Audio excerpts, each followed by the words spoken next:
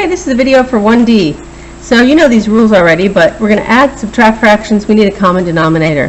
So I want to always change that to 11 over 5. I want to make it improper.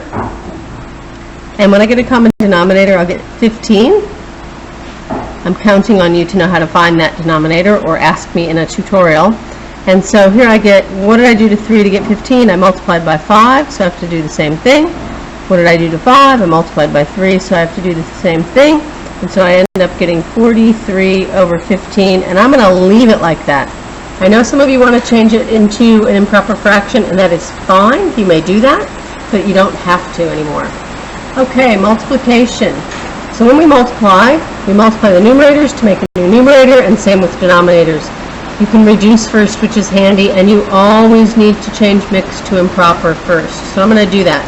I have 9 over 12, and this is 16 over 3. And I'm going to say, oh, 9 times 16, that's hard.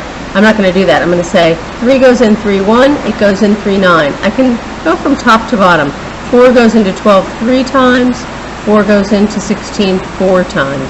3 goes into 3 once, 3 goes into 3 once. So I actually just get 4 for my answer here. That was a lot easier than doing 9 times 16 and then dividing by 36, 12 times 3.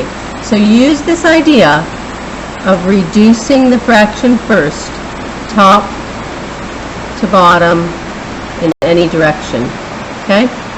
Any of those directions are fine. All right. Multiplication of a fraction and just a regular old whole number or integer.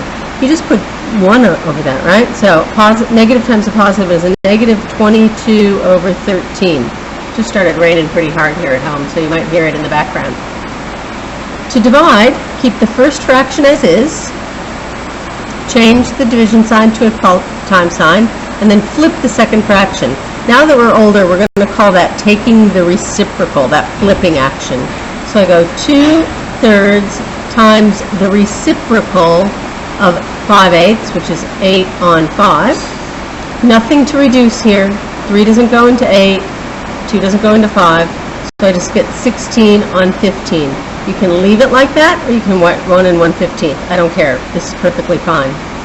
Okay, so what do we need to remember? We need to remember the word reciprocal. So the reciprocal of 7 is 1 on 7, because 7 is really 7 on 1.